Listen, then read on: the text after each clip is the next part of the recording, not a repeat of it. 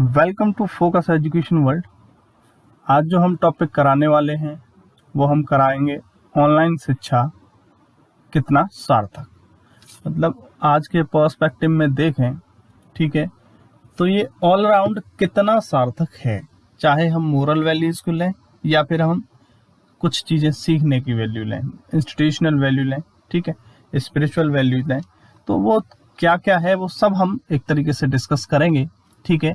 तो मेन चीज़ यहाँ पर यह है कि कोई भी अगर आप ऐसे लिखते हो तो सबसे पहले आपको क्या करना है, 4 से 5 मिनट उसकी स्ट्रक्चर फॉर्म कर लेनी है, ठीक है। और उस स्ट्रक्चर में होगा क्या, उसमें आपका कीवर्ड्स होंगे, ठीक है। मतलब ये कि जैसे आपने पूरा स्ट्रक्चर में बात करें, इंट्रोडक्शन, फिर मेन बॉडी और आपका कंक्लूजन। जब इनके आप कुछ कीवर्ड्स ले लेंगे, लेट्स से आपने इंट्रोडक्शन में 4-5 कीवर्ड ले लिए, ठीक है। मेन बॉडी में आप जनरली 2 पैराग्राफ बनाएंगे तो यहाँ पर आपने पहले में 8-10 कीवर्ड्स ले लिए, इसमें 8-10 ले लिए, और कंक्लूजन में आपने 4-5 ले लिए।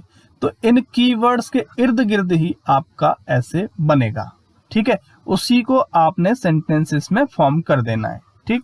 और इससे होगा ये कि आपके पास बहुत जबरदस्त चॉइस होगी कि क्या हमें छोड़ना है, ठीक है, क्या हमें छोड़ना है और क्या लिखना है कि नहीं। जब आपके पास एकदम चीज क्लियर कट होगी कि ये मेरे पास कीवर्ड्स हैं और ये ज्यादा इफेक्टिव है, ये ज्यादा इंपॉर्टेंट है, तो आप इंपॉर्टेंट को लिखिए, बाकी कीवर्ड्स को आप छोड़ दीजिए, है कि नहीं। तो आप जैसे जैसे प्रैक्टिस करेंगे लिखने की, आपको ये सब बहुत इजी वे में आ जाएगा, ठीक है। फिर तो एक सिचुएशन ऐसी आ जाएगी कि आप जैसे इंट्रोडक्शन लिखने बैठे तो जिसके कीवर्ड्स आप मन ही मन में 1 से 1.5 मिनट में बना लेंगे, ठीक है।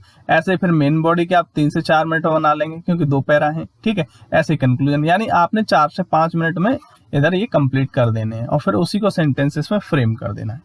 तो ये होगा एक इफेक्टिव ऐसे लिखने की नींव, है ना। किस तरीके से आपको इफेक्टिव लिखना है, उसी से आपको मार्क्स मिलेंगे। जब दूसरों से अलग करोगे तभी आप जो है 75+ की तरफ जा पाएंगे, ठीक है।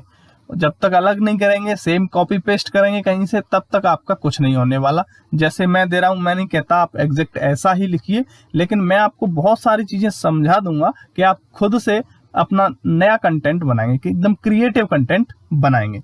तो चलिए स्टार्ट करते हैं। तो जैसे सबसे पहले मैंने बात करी स्ट्रक्चर की, तो स्ट्रक्चर में आपका सबसे पहला काम होना चाहिए कोई स्लोगन, ठीक है। अब ये स्लोगन भी कैसा हो सकता है, या तो आपका किसी से याद किया हुआ हो सकता है, ठीक है, किसी महान पुरुष ने दे रखा हो, किसी चर्चित व्यक्ति ने दे रखा हो। अब ऐसे केस में क्या हो जाता है कि वो जनरली सब लोग लिखते हैं, उसे याद किया हुआ यानी कहीं लिखा हुआ होता है, उसे सब लोग लिखते हैं, ठीक है। लेकिन जब आप खुद से बनाएंगे, जब स्लोगन या कोट खुद से बनाएंगे, वो क्या होगा, वो आपका यूनिक होगा। जब वो यूनिक होगा तो उसका इम्पैक्ट अलग होगा, ठीक है। तो इस बात को समझें। अभी हम आगे कराएंगे तो 4 से 5 आपको प्रोवाइड कर रहे हैं बनाए हुए, जो खुद से बनाए हैं, ठीक है। और आप देखेंगे कि बहुत ज्यादा टफ है नहीं, ये जस्ट क्रिएटिविटी है, ठीक है। और यही चीज आपको अलग कर देगी। और सबसे बड़ी चीज, जैसे आगे कीवर्ड्स बताए हैं वो भी आप फ्रेम करो तो वो भी औरों से अलग होगा। फिर जो है आपकी सारी चीजें, जब कीवर्ड्स के फॉर्म से जाओगे, सारी चीजें एकदम ऑर्डर में होंगी, यानी क्वेसिवनेस उसकी जबरदस्त होगी, फ्लो जबरदस्त होगा, रेलेवेंट होगा आपका ऐसे। तो आपकी कमी रहेगी क्या, जब कोई कमी नहीं रहेगी तो एग्जामिनर क्यों नहीं देगा आपको मार्क्स, ठीक है। सीधी सी बात ये आ जाती है। तो चलिए अब प्रस्तावना में बात कर लें। तो आपने प्रस्तावना में कुछ कीवर्ड्स रख लेने हैं कि यानी पहले तो एक स्थिति डेवलप करनी है कि एक्चुअली ये ऑनलाइन एजुकेशन है उसकी जरूरत आई क्यों। यानी आप खासकर, वैसे तो काफी टाइम से चल रही है, लेकिन फिलहाल जो कोरोना का मैटर हुआ उससे तो और ज्यादा ये चरम पर पहुंच गई। जो ऑफलाइन से कभी ऑनलाइन आना नहीं चाहते थे उनकी भी मजबूरी हो गई, ठीक है। तो बेसिकली आप स्थिति डेवलप करेंगे, फिर डिफाइन कर देंगे कि क्या होती है आपकी ये ऑनलाइन एजुकेशन, कैसे चलता है इसका सिस्टम, ठीक है। फिर आप मेन बॉडी में कुछ कीवर्ड्स लिख लेंगे।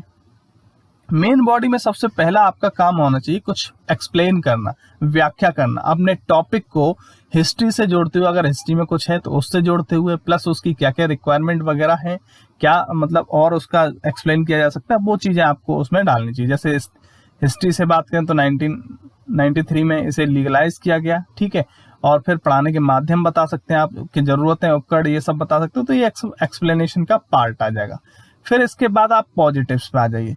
पॉजिटिव्स में आप आ जाएंगे, कुछ कीवर्ड्स पॉजिटिव में लिख लीजिए, जैसे कि कॉन्टेक्ट जो है काफ़ी रेगुलर बन सकते हैं इसमें, है ना, और टाइम में काफ़ी लचीलापन, यानी अपने टाइम के अकॉर्डिंग चीज़ें कर सकते हैं, कागज़ की बचत होगी, ट्रैवलिंग एक्सपेंसेस में कमी होगी, है ना, और स्टूडेंट के पास फ्रीडम है कि किससे पढ़ना चाहते हैं, है ना, क्रिएटिविटी एक तरीके से इंक्रीज होगी इसमें, और जो खासकर रिमोट एरिया हैं उनमें भी एक तरीके से क्वालिटी एजुकेशन पॉसिबल होगी। तो इतने सारे बेनिफिट हैं, ठीक है। अब कहीं ना कहीं फिर चुनौतियां भी होती हैं, चुनौतियां कहें या फिर थोड़े से नेगेटिव पॉइंट भी कहें, तो मैं कहूँगा आप नेगेटिव पॉइंट्स को चुनौतियां बोल के अपनी बात कहें तो ज़्यादा बेटर रहेगा, ठीक है। तो जैसे छात्रों को ना समझ पाना, ऐसे में होता क्या है, जब ये आपका टीचर है और ये आपका स्टूडेंट है, जब ये वर्चुअली कांटेक्ट होते हैं इधर, मतलब चीज़ें पढ़ाते हैं ना, तो लेकिन यहाँ पर कोई फिजिकली प्रेजेंस नहीं होती है, तो उनका बिहेवियर कैसा है, तो वो मतलब टीचर जो है स्टूडेंट को नहीं समझ पाता है, ठीक है। पर्याप्त योजना यानी प्रॉपर जो है इसमें प्लानिंग कंपैरेटिवली वैसे नहीं हो पाती जो फिजिकली प्रेजेंस से होती है। इंटरनेट का होना अनिवार्य है यहाँ पर, ये एक तरीके से चुनौती है, क्योंकि जब तक अच्छा इंटरनेट नहीं होगा तो आपकी चीज़ें रन नहीं हो पाएंगी, ठीक है। और कॉम्पिटिटिव की बात करें तो जो क्लासरूम का माहौल होता है वो बात ही अलग है, वहाँ पर हर तरीके से कॉम्पिटिटिवनेस वहाँ पर देखने को मिलती है ना।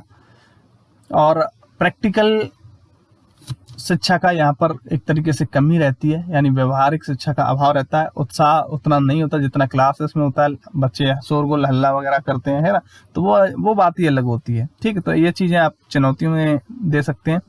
और आत्म मूल्यांकन की कमी, अब यहाँ पर क्या है कि जनरली टीचर जो क्लासरूम में होता है, तो टीचर स्टूडेंट का अच्छे तरीके से हर तरीके से ध्यान रख पाता है कि मतलब क्या क्या कमी रह रही है, उनका सेल्फ असेसमेंट भी उनसे करवा देते हैं कि आपको ये है, आप खुद भी एक बार देखिए। हालांकि ऑनलाइन में भी पॉसिबल है, लेकिन कंपैरेटिवली कम है, ठीक है। और डिसिप्लिन की बात करें तो यहाँ पर डिसिप्लिन तो कोई नहीं है, ये सबसे बड़ा नेगेटिव पॉइंट है। आप देखते होंगे कि मतलब काफ़ी तो बच्चे टीचर्स को गाली तक देते हैं, तो ऐसा भी होता है। तो जबकि ये मतलब कुछ बातें होती हैं, आपके बिहेवियर प्लस डिसिप्लिन ये सबको मैटर करती हैं, है ना। तो आप बिल्कुल निष्पक्ष होकर अपने पॉइंट्स इसमें रखिए, उसमें कोई दिक्कत नहीं है, ठीक है। अब जैसे ये कंप्लीट हो जाएगा, इतने में आप देख रहे हैं एकदम सीक्वेंस में सारी चीज़ें चल रही हैं, ठीक है। और इससे क्या होगा, आपका फ्लो ज़बरदस्त होगा, ठीक। चलिए अब बात कर लेते हैं कंक्लूजन में। कुछ कंक्लूजन में आपको कीवर्ड्स लिख लेने, जैसे आप एक वर्ल्ड क्लास कमेटी फॉर्म करिए, है ना, न्यू एजुकेशन पॉलिसी को अडॉप्ट करिए, ठीक है, डिजिटल इंडिया से जोड़िए से, और एक तरीके से डिजिटल इंडिया से डिजिटल एजुकेशन जो है आप 4th रेवोल्यूशन दे सकते हैं इसे। तो चलिए ये तो कुछ कीवर्ड्स थे, अब उन्हीं कीवर्ड्स को क्या करना है, सेंटेंसेस में फ्रेम कर देना है, ठीक।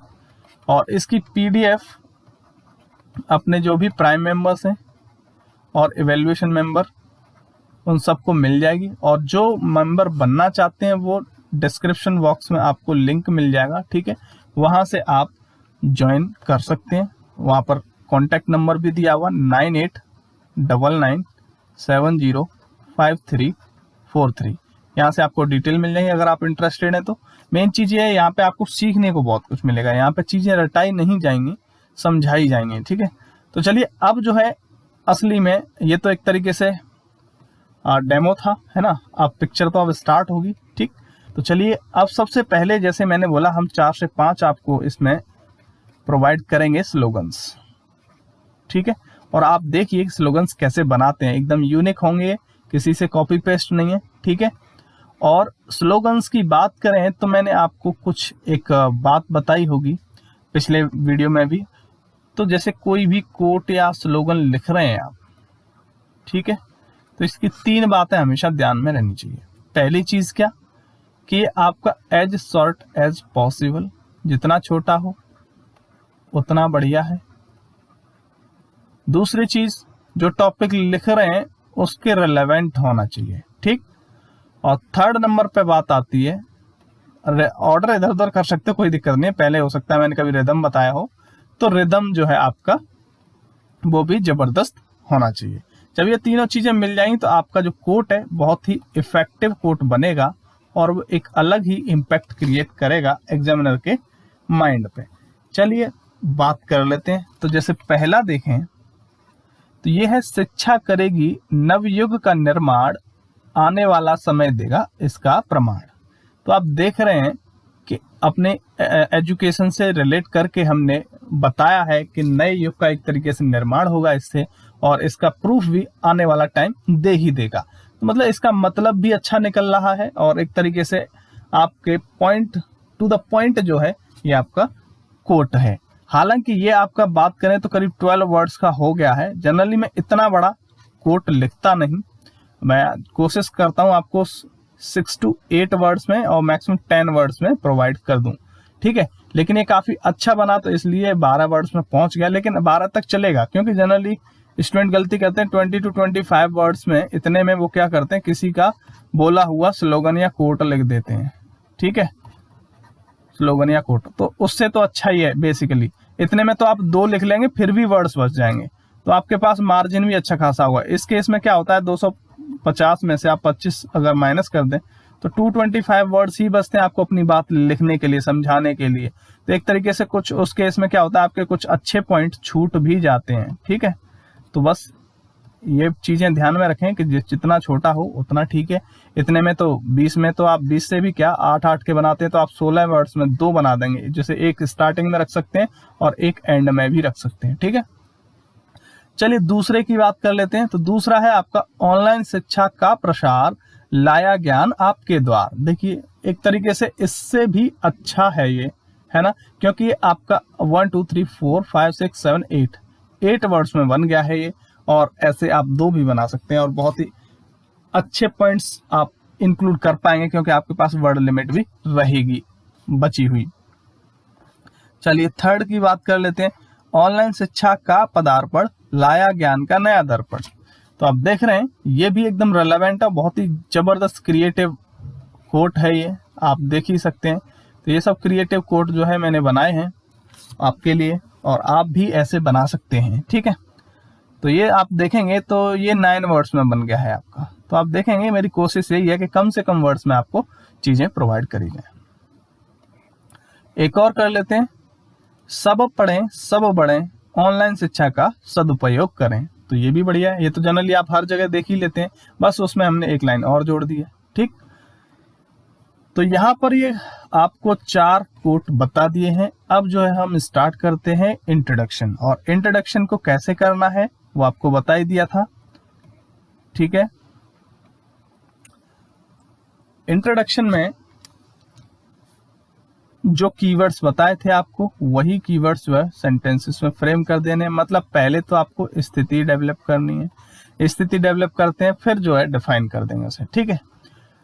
तो देखेंगे अभी कोविड-19 के लॉकडाउन के तहत अनेक समस्याएं एवं चुनौतियां उभर कर सामने आई हैं, जिसमें से एक है शिक्षा, ठीक है।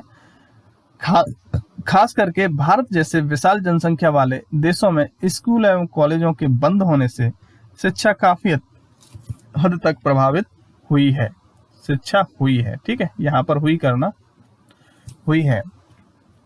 और इस समस्या के हल के रूप में हमें ऑनलाइन शिक्षा देखने को मिली। अब देखिए आपने यहाँ तक से स्थिति डेवलप करी, और स्थिति डेवलप करते करते आपका ऑनलाइन शिक्षा जो है वर्ड उसमें आ गया, ठीक है।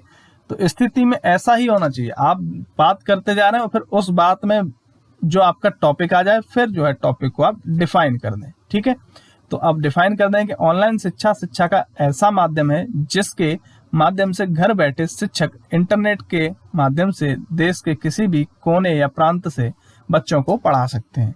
इसमें शिक्षक और विद्यार्थी अपनी सहूलियत के अनुसार वक्त का चुनाव कर ऑनलाइन जुड़ जाते हैं, ठीक है। तो जनरली यहाँ पर आप बहुत ही कम वर्ड काट पाएंगे, लेकिन इसे जैसे अगर वर्ड लिमिट की बात करें यहाँ पर तो मैंने आपको थोड़ा सा ज्यादा वर्ड प्रोवाइड करने की कोशिश की है, जिससे आप आपको और भी चीज़ें अच्छे से समझ में आए, ठीक है। और आप इसे और छोटा कर सकते हैं, ठीक है। जैसे अगर बात करें इतने की, इसे आप इसमें जो है थोड़ा सा काट सकते हैं, जिससे आपका जो इंट्रोडक्शन है वो 45 से 55 और ज़्यादा से ज़्यादा 60 वर्ड्स में आप बना सकें, ठीक है। यही होना चाहिए जब बात वर्ड लिमिट की आ जाती है, ठीक है। तो चलिए, यहाँ पर इंट्रोडक्शन शानदार तरीके से कंप्लीट किया आपने। तो अब जो है हम बात करेंगे मेन बॉडी के फर्स्ट पार्ट की, ठीक है। मेन बॉडी के फर्स्ट पार्ट में जाने से पहले मैं आपको एक चीज समझा दूं कि पैरा कैसे चेंज करते हैं, मतलब पैराग्राफ्स। इसमें काफी स्टूडेंट गलती करते हैं, ठीक है। वो क्या करते हैं, जैसे अब मैं यहां पर ले लूं इसे, देखिए आज आपको एकदम क्लियर पिक्चर करा देता हूं मैं कि कैसे आपको पैराग्राफ चेंज करने हैं, क्या सही फॉर्मेट होता है, ठीक है। तो देखिए, अगर आपने पैराग्राफ, अगर यहां से पहला पैराग्राफ यहां से स्टार्ट किया है तो आपको दूसरा पैराग्राफ भी यहीं से स्टार्ट करना चाहिए। जनरल स्टूडेंट क्या करते हैं कि पहला पैराग्राफ तो यहां से स्टार्ट कर दिया, फिर वो दूसरा पैराग्राफ यहां से स्टार्ट करते हैं। कहां से? यहां से स्टार्ट करते हैं। तो ये गलत है। आप यूनिफॉर्म करिए, या तो पहले पैरा को भी यहां से स्टार्ट करिए, जस्ट इसके ऊपर से, आप देखो है ना, या तो यहां से इसे भी स्टार्ट करिए, पहला यहां से दूसरा स्टार्ट किया, दूसरा भी यहां से स्टार्ट किया। तो मतलब आप सिमिलरिटी रखनी चाहिए आपको पैराग्राफ्स में, ठीक है। सिमिलरिटी रखोगे तो वो पैराग्राफ चेंज करने का सही तरीका है। मतलब दो तरीके हो गए, एक तो ये हो गया और दूसरा, मतलब जैसे एक पहला यहां से स्टार्ट किया, दूसरा यहां से स्टार्ट किया, तो ये तो एक हो गया, ठीक है, एक तरीका। और दूसरा तरीका आपका ये हो गया, ठीक है। और तीसरा तरीका मैं आपको बता दे रहा हूं। लेट सपोज आपने पहला जो है स्टार्ट किया, पहला आपने लेट सपोज यहां से स्टार्ट किया, लेट सपोज, ठीक है। पहला पैराग्राफ यहां से स्टार्ट किया, फिर जो जहां पे लाइन खत्म हो रही है वहां से करना चाह रहे हैं, ठीक है। तो फिर जैसे अब तीसरा कहां से करना चाहिए आपको? तीसरा जो है आपको करना चाहिए यहां से, क्योंकि यहां पर खत्म होना चाहिए, ठीक है। तीसरा यहां से होना चाहिए। तो ये तीसरा तरीका है एक तरीके से, जिसमें आप जहां से खत्म हो रहा है वहां से पैराग्राफ स्टार्ट करें। तो पहला चीज बताई थी, एक तो ये तरीका हो गया यहां से और यहां से, ठीक है। ऐसे ही तीसरा पैराग्राफ आएगा तो आपको यहां से स्टार्ट करना चाहिए। तो ये पहला तरीका, ठीक। अब बात करते हैं दूसरे तरीके की। लेट सपोज आपने यहां से स्टार्ट किया है, ठीक है, यहां से स्टार्ट किया पहला पैराग्राफ, तो दूसरा भी आपको यहां से करना चाहिए, ठीक है। और तीसरा पैराग्राफ भी यहां से करना चाहिए। फिर बात आ जाती है तीसरे टाइप की। तो लेट सपोज आपने पहला यहां से स्टार्ट कर दिया या फिर यहां से स्टार्ट कर दिया, फिर आप कहां से कर रहे हैं? जहां पे वो खत्म हो रहा है, तो वहां से। फिर लेट सपोज ये यहां से खत्म हो रहा है तो यहां से। तो ये तीसरा तरीका हो गया। आई होप आपको पैराग्राफ चेंज करने का तरीका समझ में आ गया होगा। अब जो है आप कोई गलती नहीं करेंगे, ऐसी मैं उम्मीद करता हूं, ठीक है। तो चलिए, अब जो है हम मेन बॉडी पर आ जाते हैं। ये बीच में बात ध्यान आ गई थी तो बता दी आपको, ठीक है। तो आपने मेन बॉडी में क्या किया? पहले इतिहास से जोड़ दिया कि अगर ऑनलाइन एजुकेशन की बात चली तो कहां से इसे लीगलाइज किया गया। तो 1993 में ऑनलाइन शिक्षा कानूनी कर दी गई, ठीक है। इसमें कैसे अब बता देते हैं अपने जो उपकरण वगैरह थे और कैसे कैसे चीजें चलती हैं। तो शिक्षक जो है स्काइप, व्हाट्सएप, आजकल व्हाट्सएप का भी यूज एजुकेशन के तौर पे होता है, ग्रुप्स क्रिएट करके। उसमें कई, मतलब आप कई सारे ऑप्शन हैं, आप समझ सकते हैं, ठीक है। और जूम वीडियो कॉल के माध्यम से बच्चों को, यहाँ पर बिंदी और आएगी, ठीक है, मिस हो गई है, बच्चों को आसानी से पढ़ा सकते हैं, ठीक है। प्लूरल है ये बिंदी का कॉन्सेप्ट, जो आप बिल्कुल समझें। जहां पे प्लूरल सेंस आएगा ना, वहां पर बिंदी आती है। मतलब जनरली ऐसे केसेस में, जैसे बच्चों प्लूरल है, ठीक है, तो बच्चों। और सकते हैं, और सकता है सिंगुलर हो जाएगा, सकता है, तो यहाँ पर बिंदी की जरूरत नहीं पड़ेगी, लेकिन यहाँ पर पड़ेगी। वो टाइपिंग में मिस्टेक है, ठीक है। तो ये आपको समझ में आ गया होगा। चलिए, इसे प्राप्त करने के लिए अच्छी और तीव्र गति की इंटरनेट कनेक्टिविटी की जरूरत है। शिक्षक दूरस्थ शिक्षा में VHS वीडियो, DVD और इंटरनेट के पाठ्यक्रमों के अनुसार बच्चों को पढ़ाते हैं। यह एक अनोखा तरीका है जिसके माध्यम से सभी उम्र के छात्र पढ़ सकते हैं। क्योंकि यहाँ पर प्लूरल है ना, सभी उम्र के छात्र, यानी ये प्लूरल है, तो यहाँ पर ये बिंदी आनी चाहिए हैं, ठीक है। और इंटरनेट की सहजता के कारण वर्षों से ऑनलाइन शिक्षा लोकप्रिय हो रही है। मतलब एक तरीके से काफी अच्छा पॉइंट है ये कि मतलब पहले क्या होता था कि अगर किसी की एज थोड़ी ज्यादा हो जाती थी तो वो शर्म महसूस करते थे स्टूडेंट मतलब टीचर के सामने जाके। कभी कभी होता क्या था, टीचर उनसे छोटे होते थे, है ना, तो ऐसे केसेस होते थे, तो उसमें थोड़ा सा असहज महसूस करते थे वो। लेकिन आजकल ऐसा नहीं है। आप एक तरीके से पढ़ाई जो है आपके मोबाइल की स्क्रीन पर आ गई है और आप बहुत ही शानदार तरीके से बिना झिझक के अपनी चीजें सीख सकते हैं, ठीक है, और डाउट भी पूछ सकते हैं। अब यहाँ पर आपका मेन आपने जो था एक्सप्लेन किया, ठीक है। अब क्या करेंगे, दूसरा पैरा यहाँ पर आप स्टार्ट करेंगे मेन बॉडी का, ठीक। मेन बॉडी का दूसरा पैरा स्टार्ट करेंगे। यहाँ पर आप पॉजिटिव्स बताएंगे, फिर जो है चुनौतियां बता देंगे, ठीक। तो जहाँ एक और जहाँ ऑनलाइन शिक्षा के अनेकों फायदे जैसे प्रभावी शिक्षा प्रौद्योगिकी ने शिक्षण व्यवस्था में बदलाव लाया, शिक्षा के साथ अधिक नियमित संपर्क बने, ठीक है, बेहतर लचीलापन यानी टाइम सुटेबिलिटी खासकर, ठीक, दूरस्थ इलाकों यानी जो रिमोट एरिया थे उनमें क्वालिटी एजुकेशन पहुंच पा रही है, किसी भी समय पर शिक्षा यानी एनी टाइम जब आप चाहें तब आप जो है एक्सेस कर सकते हैं, ठीक है। क्लासेस रिकॉर्ड हो जाती हैं, आप अगर लाइव नहीं देख पाते तो बाद में भी देख सकते हैं, सबसे बड़ा फीचर है इसका। और सबसे बड़ी चीज एक और ये है कि जैसे क्लासेस में आप देखते थे कि सर रिपीट कर देना, आपने अक्सर आपको याद ही होगा कि सर रिपीट कर देना, तो ये अक्सर सुनने को मिलता था। कभी कभी होता है ख्यालों में खो जाते हैं तो चीजें नहीं सुनाई देती, तो उस टाइम पर आप बोल देते हैं सर रिपीट कर दीजिए, और सर भी कभी कभी ऐसे होते थे, हाँ क्यों रिपीट कर दें, मैं सिर्फ एक ही बार बोलता हूँ, है ना। ऐसे कई एक्सपीरियंस रहे होंगे, सबके साथ रहते हैं, ठीक। तो ये चीज यहाँ पर एक तरीके से आपको अगर मान के चलो आपसे मिस होता है तो आप बिल्कुल उसे दोबारा से प्ले करके देख सकते हैं, तो ये और अच्छा बेनिफिट है आपके लिए।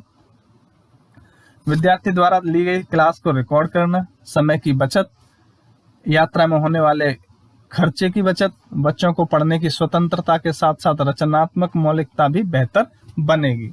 और तो और अगर इसे हम पर्यावरण से जोड़ें, अगर पर्यावरण से जोड़ें तो उससे उसके रिगार्डिंग भी ये काफी हेल्पफुल है, मतलब फायदेमंद है, पॉजिटिव है। कैसे कि यहाँ पर आपके जो कॉपी किताब की जरूरतें बेसिकली थोड़ी कम होंगी, तो आपके पेड़ वगैरह भी कम कटेंगे, ठीक है, तो उससे जोड़ दिया आपने। तो आप बस आप किस तरीके से अपने ऐसे को जोड़ सकते हैं, ऑल अराउंड चीजों से बिल्कुल आपको जोड़ना चाहिए, यही क्रिएटिविटी होती है, ठीक है। क्योंकि ऑनलाइन पर निर्भरता से ये अच्छा, ये तो हो ही गया इत्यादि, ये आपके फायदे हो गए। अब जो है आप थोड़ा सा चुनौतियां बताइए कि वहीं पर अनेक चुनौतियां जैसे ठीक से छात्रों को ना समझ पाना, क्योंकि लाइव मतलब फेस टू फेस इंटरेक्शन नहीं है, तो आप बिहेवियर नहीं समझ सकते कि किस बच्चे को कैसी बातें जल्दी समझ में आएंगी, है ना।